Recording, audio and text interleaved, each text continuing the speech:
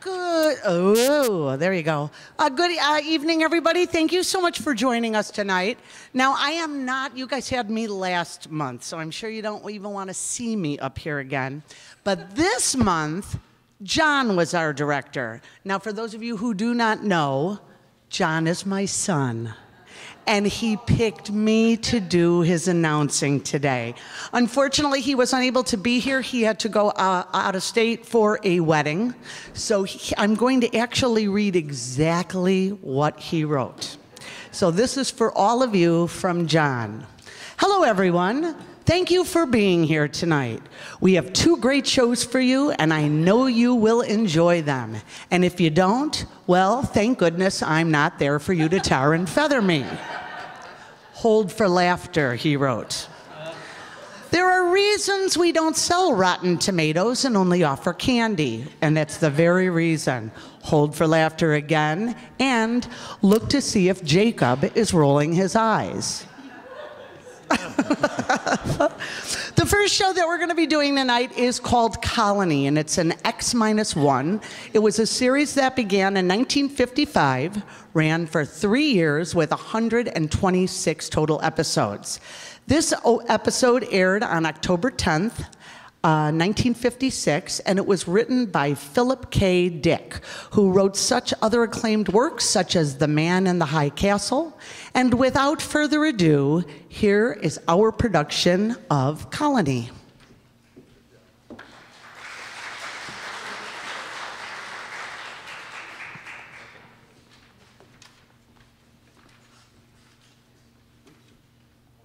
Yeah.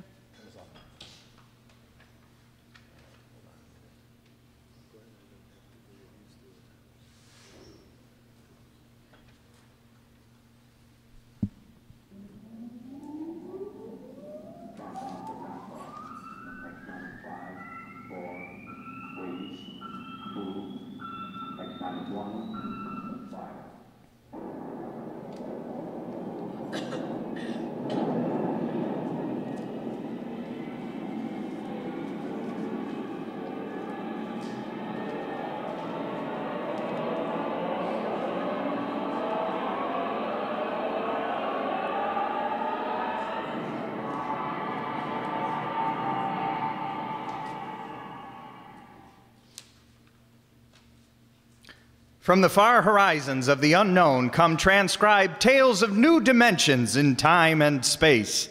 These are stories of a future, adventures in which you live in a million could-be years on 1,000 maybe worlds. The National Broadcasting Company, in cooperation with Galaxy Science Fiction Magazine, presents...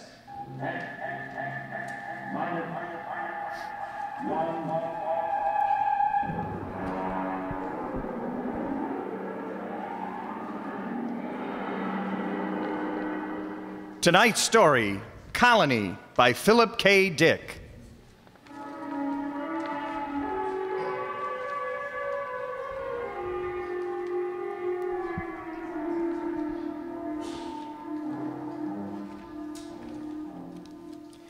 The existence of planet Blue, the 4th in orbit around a G-type sun somewhere in the Aldebaran sector, was predicted by spectroscopic analysis and spatio-mathematic equations some 50 years before an exploring mission was dispatched to it. The research team under Commander Stella Morrison of the Colonial Administration went into orbit around planet Blue at 0700 Standard Sidereal Time. Authorized procedures were followed. Aerial photography completed, Commander. Anything show on the plates? Well, Masterson was suspicious of these lines towards the poles, but the angle seems to be coincidence. They're not artifacts? Glacial falls.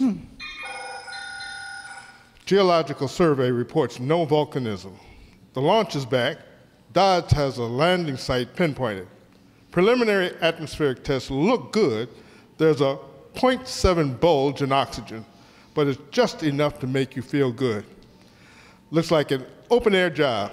No pressure suit or condenser mask. But that's precisely what they thought on Centauri 1, and the whole expedition was wiped out by spores. Of course. I was assuming a favorable biocheck. Preliminary photographic survey, Mr. Wood. Thank you, Dodds. If you want them played back here, we haven't transcribed the tape. If you please, Lieutenant. 393, Al. Wipe the photo tapes up here on 324. Looks like a green world, all right. Punch up the tape, if you please, Lieutenant.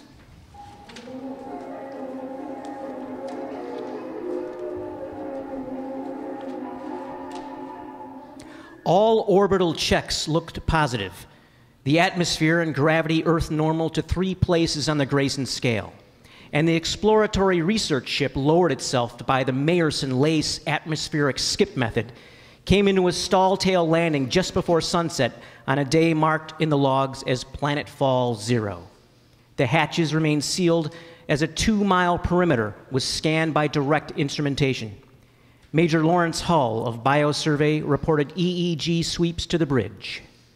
Of course, it isn't conclusive. We've run into life forms that didn't broadcast a brainwave at all. The Grelodian lizard on Ganymede's skull acted as effective shielding due to a heavy lead constituent in the body chemistry.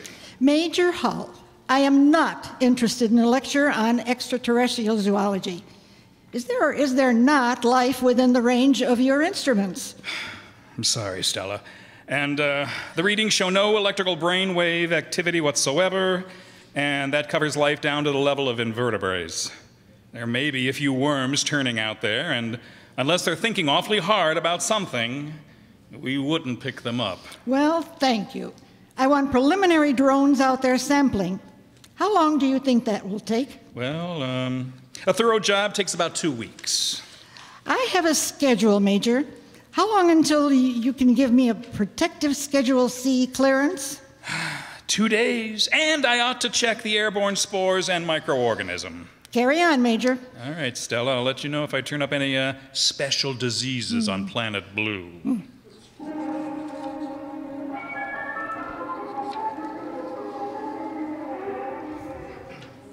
Drone sample missiles were dispatched at sunrise. Air scoops, ground samplers, and vegetation choppers returned to base, and the bio team instituted full prescribed tests. Immediately identifiable airborne dangers were ruled out. Outside of the possible allergenic action of pollens, Planet Blue was ruled safe for normal exploratory procedures, and the real work of the survey had gotten underway. Here's the morning report, Commander. 4 in sick bay, 3 ordered to light duty. What happened? Last week was liquor rations. Oh. Survey teams out in the field by a crew under Major Hull. Agronomy, ecological, geological, and deep map teams are out. Any reports back? Deep map seems to think there's petroleum over to the north, and agronomy reports if you drop a seed in the soil, you'd have to jump back to keep from being knocked over by the plant. Sounds pretty good. Commander, Blue is about as likely a spot for colonization as has been turned up since Harvey's planet in 27. Well, they'll be glad to hear that in Central. How long do you think until we can send back a clearance? I've checked with department chefs. They've all estimated about 2 or 3 days more until they're satisfied. All except Bio. Why is Major Hull dragging his feet? I don't know. Well, find out. And in the meantime, I'm going to call a staff meeting. Every day we can expand on our report is important. If Blue is suitable for colonization, I don't want to waste a minute.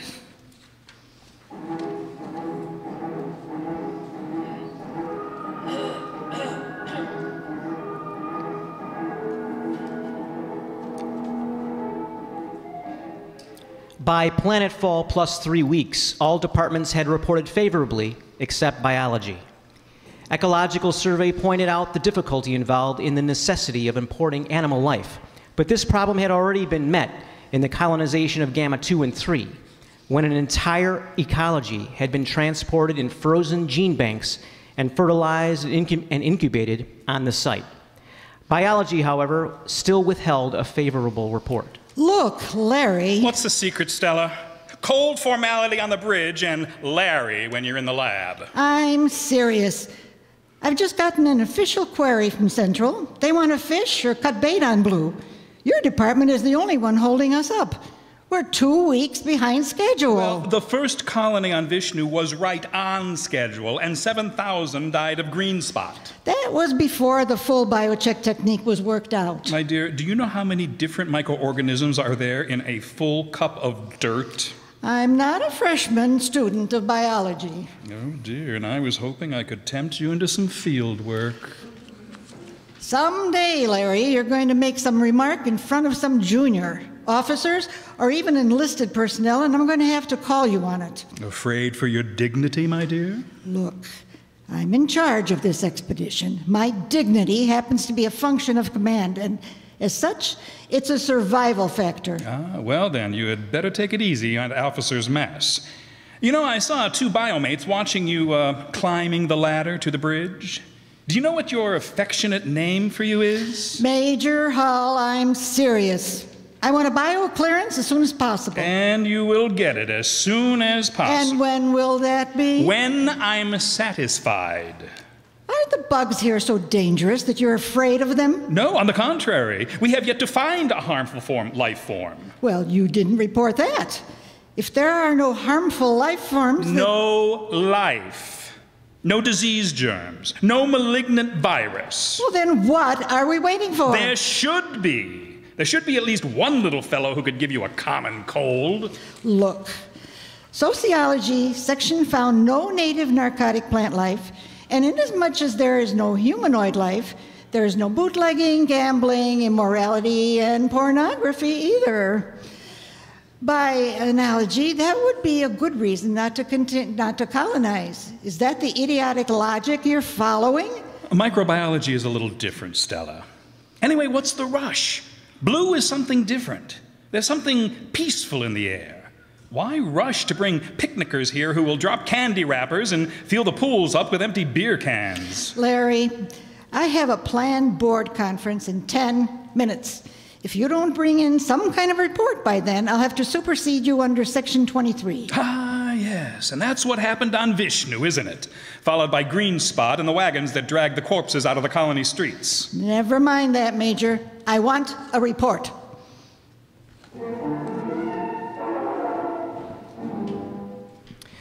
In the biology section lab, Major Lawrence Hull continued to examine tissue samples from lower fauna and flora samples brought in from Planet Blue. He settled a container of prepared slides and flipped the switch on the electron microscope. Major Hull slid the first slide on the stage of the microscope and adjusted the focus knob. Come on, come on, come on. Here you are. Come on, kid, eat something. The microorganisms, form of rotifer, displayed none of the characteristics of ferocity and aggression which were normal on several dozen other planets. Presently, however, Major Hull stopped whistling.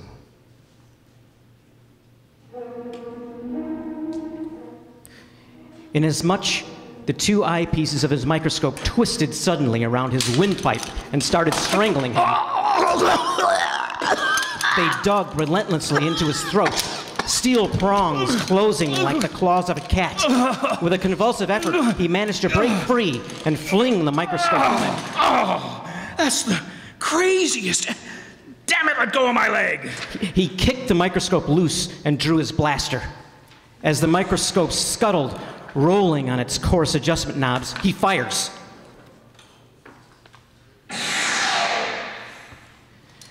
The microscope disappeared in a cloud of metallic particles. The plans board of the research team was assembled in the officers' library. Commander Stella Morrison was outlining plans on a detailed aerial survey map. This long, flat area is ideal for the actual city. It has an adequate watershed in the hills over here, and weather conditions vary sufficiently to give the settlers something to talk about. There are large deposits of various minerals. The colonists can set up their own factories. They won't have to do any importing. And over here is the biggest forest on the planet. If they have any sense, they'll leave it. But if they want to make newspapers out of it, that's not our concern. Now, all reports are in, except bio, and I think that before long we'll begin to have it. Stop! Major Hull, May I remind you that when the council is in session, no one is permitted to interrupt. Will you come into my lab? Look, Hull, if you're not feeling well, you look a little sick. Yes, well, I should be. My microscope just tried to strangle me. Oh, I see. It almost got me, but I blasted it. But that's not the worst. It isn't. No, the microscope is still there. After I blasted it, I found it underneath the lab bench, untouched. Look, Major, you sure you don't need a psych test? I don't know. I suppose it does sound a little... You look post-traumatic to me. Huh? Oh, well, yeah, maybe you're right. I'm sorry. Commander? Put Major Hull on a psych report. I think we'll have to proceed to order colonization here without him.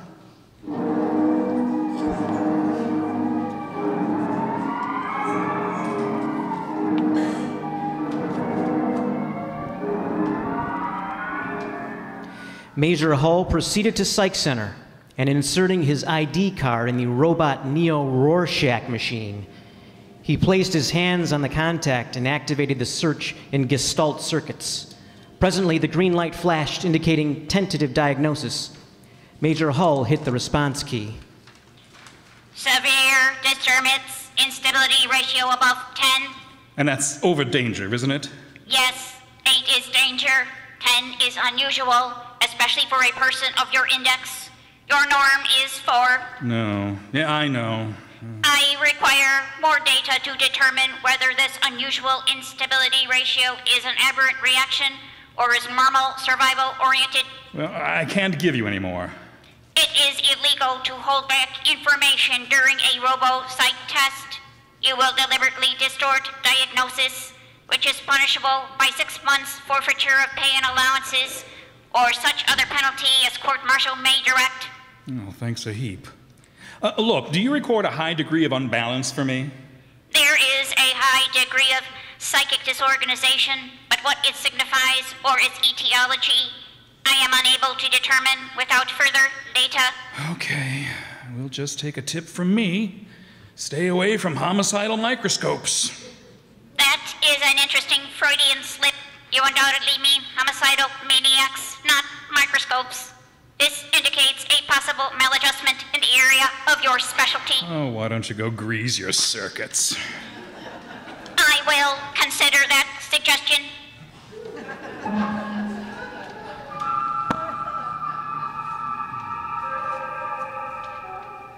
Major Hull returned to the biosection lab and tested the atmosphere near the place where he fired his blast gun at the microscope. The analysis showed a high density of metallic particles colloidally suspended in the air. In a state of confusion, with an emotional distress quotient of at least 0.742, he stripped off his uniform and entered the shower.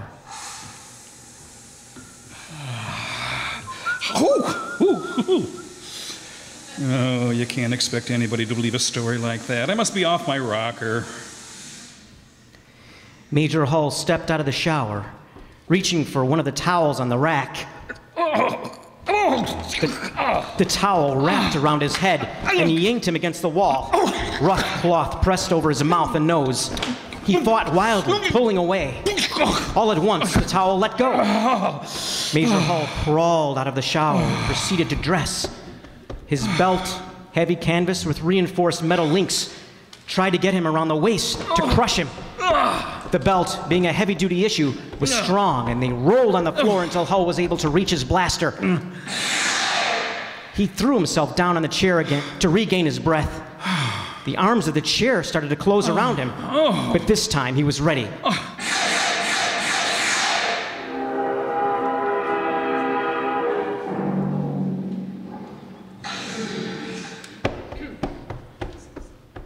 Major, I don't believe you were announced. Look, Commander Stella. You're armed. You know that regulations are that you I'm can't sorry, carry Stella. This is important. But what do you want? I have a report here from the robo-psych tester. It says you've hit a ratio of 10 within the last 24-hour period. We've known each other for a long time, Larry. What's happening to you? Stella, I told you. A little while ago, my microscope tried to strangle me. Then I was getting out of the shower. A bath towel tried to smother me. I got by that, and while I was dressing, my belt could... Wood, in here on the double. Well, I finally blasted that. And then an armchair beside me just... Yes, Commander? Stand by a moment. Stella, will you listen to me? This is serious. Ordinary objects suddenly turn lethal. Maybe this is what we've been looking for. Maybe this is Your microscope tried to kill you? I told you, its stems got me here, around the windpipe. No one else saw this happen? No, I blasted it, and then I found it again. Perfectly all right. I see. Wood? Yes, ma'am. Get 2 guards and take Major Hull down to Captain Taylor in sickbay. Have him confined until he can be sent back to Terra for examination. Listen, Stella... Sorry, Major. You can't prove the story, and we'll just have to assume it's a psychotic projection on your part. And we can't afford to have any psychotics running around loose on this planet. Wood, carry on.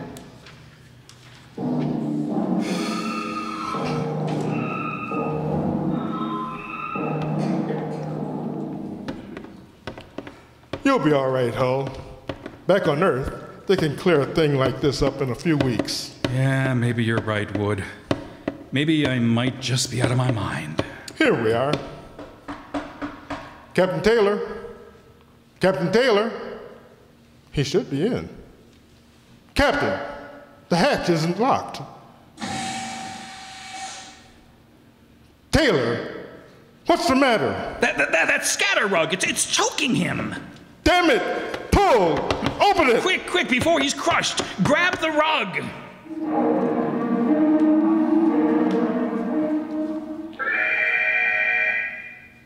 Now hear this.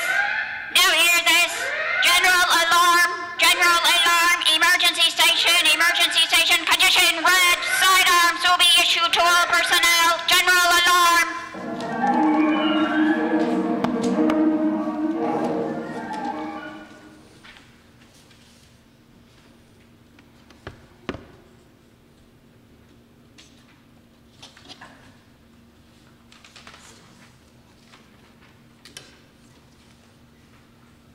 I heard that Captain Taylor said that rug came from Terra. His grandmother braided it. That's what I was trying to tell you. It was not the rug that attacked him. And what was it? Well, something that looked like this rug. Then it was something that looked like a microscope that went for me. And the towel. And the belt. You mean there's some kind of life form that can imitate anything? It seems so. And it's deadly.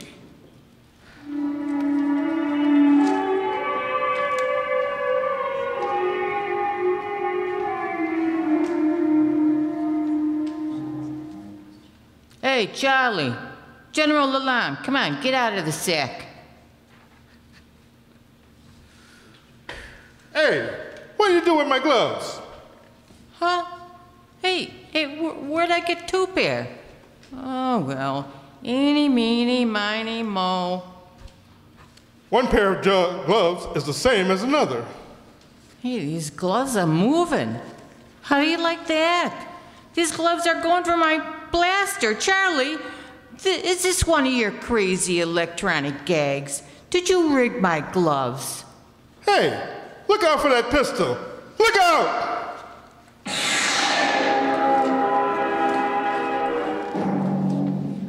Commander, there's another casualty. Lieutenant Dodds. What happened? I don't know. He seems to have shot himself. Stella, I think that I have something. Dodds is dead. Look, we know that this thing can camouflage itself. It can imitate any object it leans up against. All right, now listen to this. Larry, we've got to No, go. this is the answer. It's a tape from Captain Galt. He was out on biosurvey. He had a throat mic on. He was talking to the operator at base. Now, listen to this. Head for home now? What's this emergency about? Hourglass Stella having hysterics? That's funny. I swear I parked my bucket over there by those trees. Well, it's here anyway. Heat up some coffee for me. I'll be in a couple. And that's funny. there's another bucket over there by the tree. Where'd this one come from? Let me out. This thing is stuck. Holding up around me. Go, get a squad out here. Go, it's acid. Acid, I can't get out. Acidic fluid. Get somebody out here. And this transmission just stops. All right, now we're up against some organic form of life. There should be some way to destroy it. We've already blasted a few, but we don't know how many more there are. Maybe it's an infinitely divisible substance, some kind of protoplasm. We've had over 12 casualties reported, and there are still 5 teams out in the field. All right, so it's a lethal life form. Now that explains why we found everything else harmless. Nothing could compete with this. We have mimic plants on our own, the twisty slug on Venus, but nothing that goes this far. It can be killed, though. You said that yourself. If it can be found. You can't tell clothes, rugs, drapes, chairs. We can't tell which is which. We've got to try to find some poison, some spray that will destroy it wholesale. Oh, no. What's the matter? In the corner. I never noticed 2 briefcases over there before. There was only one. I think, how are we going to know?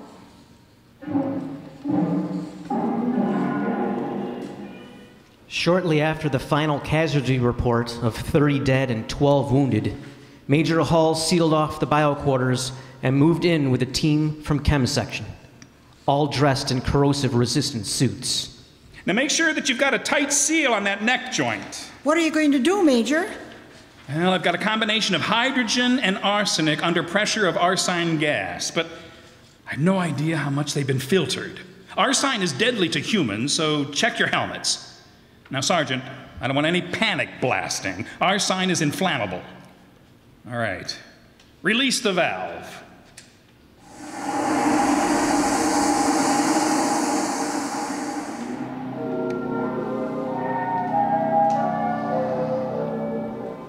As the gas filled the room, the first to go was a filing cabinet, which melted to pools on the floor, along with the test tubes. The lab was sealed off, and a meeting was held in Commander Morrison's quarters. Well, it's a protoplasm, all right. You could see that when the mimic shape melted. The thing, just as big as your hand, may resemble the simple unicellular protozoa, but it's gigantic in size compared to vital organisms. Can we spray them? Arsine disturbed them, and I suppose enough might kill them, but we have not got that much, and we can't flood the planet. We wouldn't be able to use our blasters, and it's lethal to humans.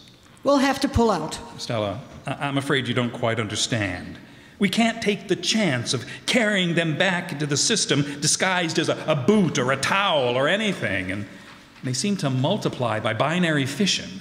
Wouldn't take long to overrun Earth and the rest of the system. But if we stay here, they'll pick us off one by one. We could have arsine brought in or some other poison, but that would destroy most of the other life on the planet along with it. Then we'll have to burn the planet clean. Wood? Yes, ma'am. Set up a call to Central Monitor. I'm going to get the unit off here, out of danger. After that, we can work out the best way of cleaning off this planet.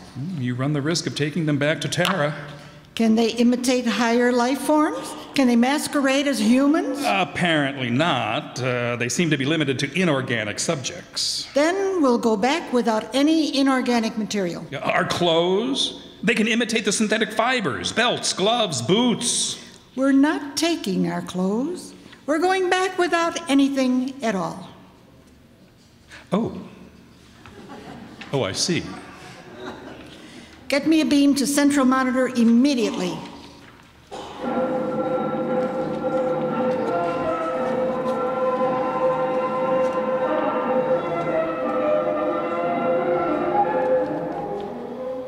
The nearest cruiser was 2 light hours away. Captain Daniel Davis commanding. Tight beam communication was established after coordinates were flashed from Central Monitor. This is Captain Davis. Can you read me? I read you. Commander Morrison here. Captain, you ought to make a planet fall as soon as possible. and coordinates to be supplied you. We are going to board your ship naked. Naked? That's right. But, no, When will you land? about 1,500 hours, I'd say.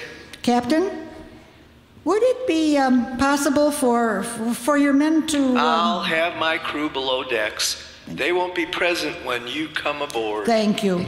Wood, sign off the transmission. Yes, ma'am.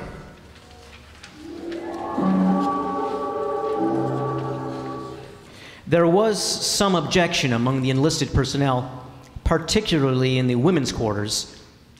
The ship landed at 1200 hours, 3 hours sooner than expected. All hands disrobe immediately. All personnel report to field ready to embark. So soon? I didn't hear the ship land. It's there, all right. We'd better go, Larry. Larry, you go ahead. I'd rather get ready alone.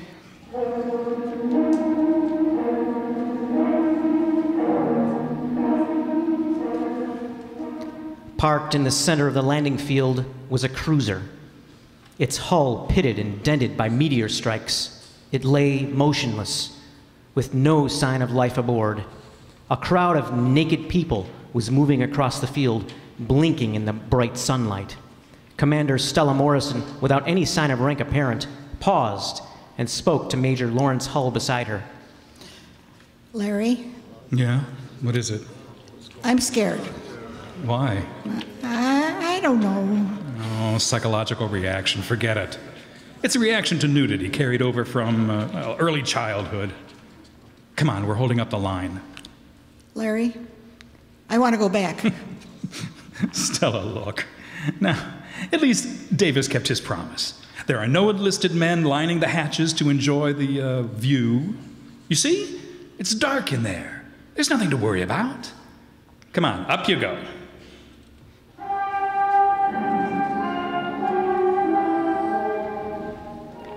The last of the research team filed into the interior of the ship. The hatch closed behind them at exactly 1,500 hours. Captain Daniel Davis landed his ship in the center of the field. Automatic relays opened the main lock hatch and lowered the ramp. Davis and his staff sat in the control cabin, waiting. How do you like that? Where are they? Maybe the whole fool thing is a joke. We've waited an hour already. They waited and waited, but no one came.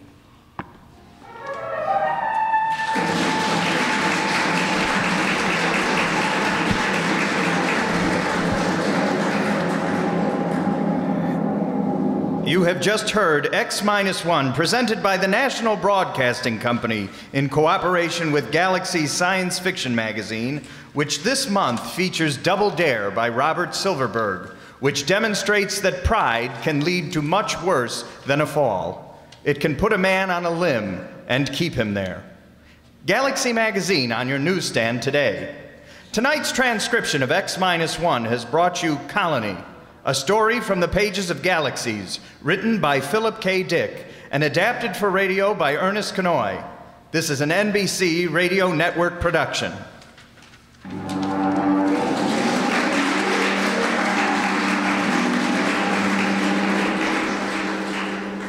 And for tonight's cast, you had the pleasure of listening to Lieutenant Wood, played by Andre Dixon.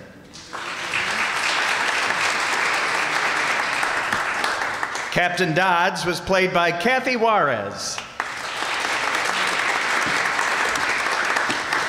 Captain David was Jay Summerfield. Our ship AI and robo-psych tester was played by Donna Amesmeyer. Major Galt, as well as our narrator, was played by Brad Zuro. Commander Stella was played by Ellie Babka.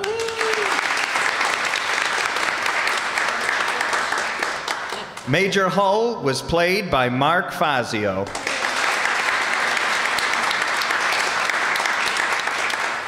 Marty McNulty was our Foley artist and created all those futuristic sounds for you tonight. And I was your announcer, Jacob Pelka, and here's Allison, John's mom. All right, everyone, we're going to just take like a quick 1-minute break. If you want to grab a piece of candy, please feel free, grab a quick drink, but come right back. We're going to start with our show 2 in just about a minute.